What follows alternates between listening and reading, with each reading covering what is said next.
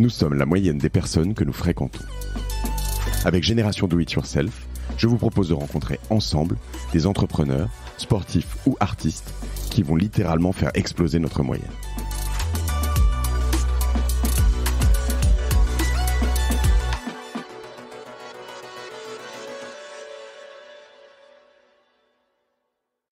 Pour en parler de tout ça, je te propose, moi, de commencer par cette écoute, parce que j'ai l'impression que tout a quand même commencé par une rivalité. C'est un peu ça. Une plainte. Je vais t'expliquer. C'est un peu ça. Je vais détailler, je vais raconter. Et cette rivalité, elle sort de manière importante. Alors, elle concerne un de tes concurrents directs. Benjamin Patou. Ok. C'est pas un secret. Qui, à un moment, a été écouté. Alors, on y va directement. Il dit « Comment on peut faire pour ressortir l'affaire de l'hippodrome de Longchamp intelligemment pour ne pas que ce soit signé par moi ?» Donc, l'hippodrome de Longchamp est au cœur de cette condamnation aujourd'hui. Oui. Un journaliste lui répond. Donc, c'est un journaliste qui est en place d'un média national. Oui. La seule manière de faire, c'est que ça traîne un peu, tu vois. Je veux dire, d'ici 15 jours, à peu près, on fera sortir quelque chose. Alors là, il répond... même pas forcément dans la presse, mais même auprès des administrateurs de Bazin, il doit bien y avoir dans son conseil quelqu'un qui ne l'aime pas et des gens qui ont envie de prendre sa place. Il n'y a pas ça. Donc Bazin étant le patron d'Accor. Accor étant désormais... Mon actionnaire. Ton actionnaire unique. Oui, bien sûr. Le journaliste répond « Ah ouais, ça c'est une bonne idée ». Ce à quoi ton confrère concurrent lui répond « Et la mairie de Paris, on peut dire qu'on refuse que les mecs qui candidatent aux appels d'offres alors qu'ils sont mis en examen pour corruption, trafic d'influence, etc. » « Ah oui, ça oui », répond le journaliste. « Non, mais tu vois, le but est quand même que, voilà, ça freine un peu Gourcuff dans son épopée. » Écoute, déjà, je te remercie de dévoiler cet élément parce que il est très important pour bien comprendre la genèse de cette affaire qui dure aujourd'hui depuis 6 ans.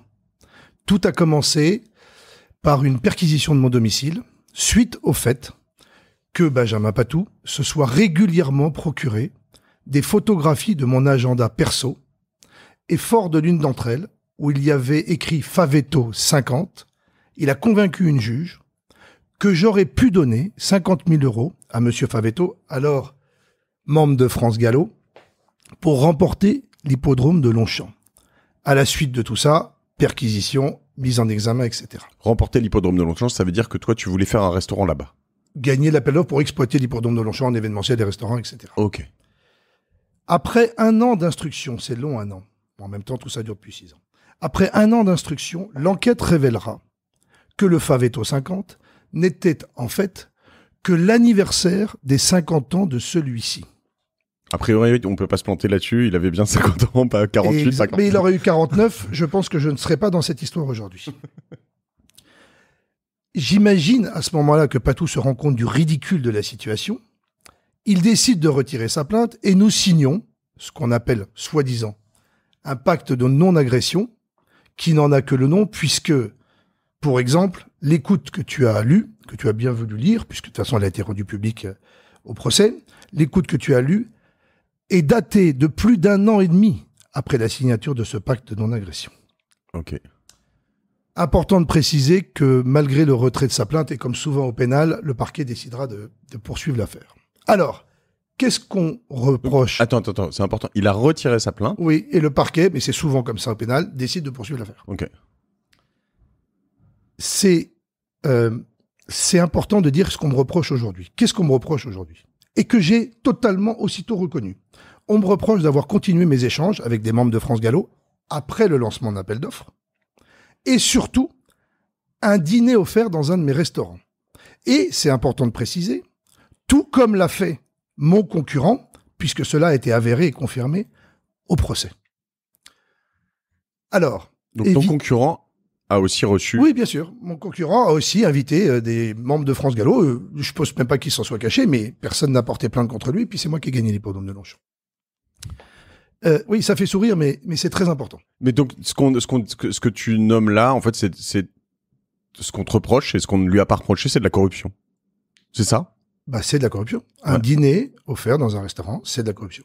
Et donc, en matière d'appel d'offres public. Et un juge s'il sait qu'il y a eu corruption mais que personne n'a porté plainte, il n'est pas obligé d'y aller. Enfin, d'aller. Non, pas du tout. Ok. Pas du tout. Surtout quand l'autre n'en a rien retiré puisqu'il n'a pas gagné.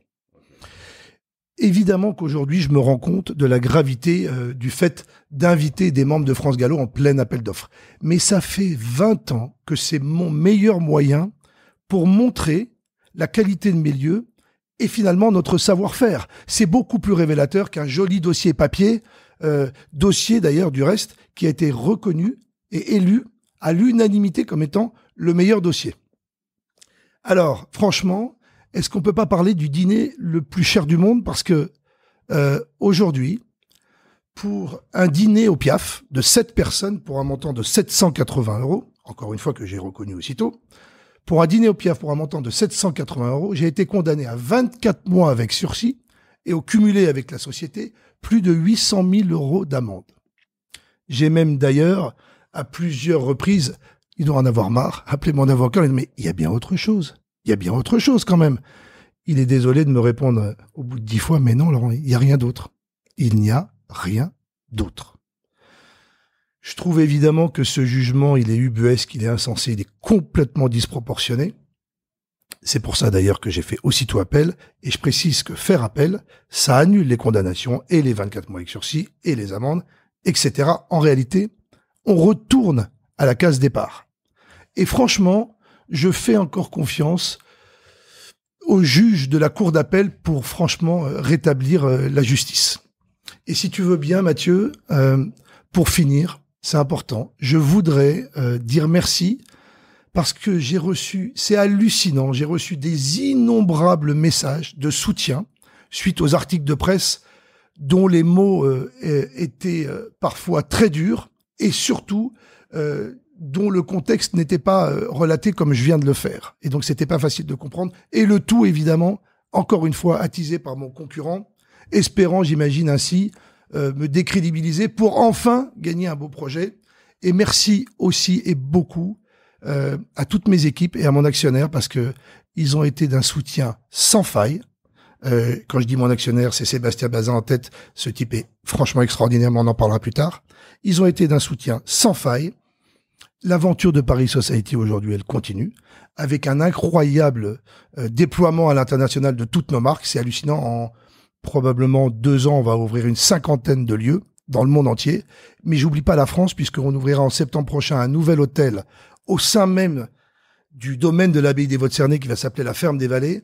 Et probablement à Paris, notre plus beau projet, puisque on crée un restaurant incroyable, magnifique, au sein de l'hôtel particulier Salomon de Rothschild à Paris. Donc l'aventure, elle continue.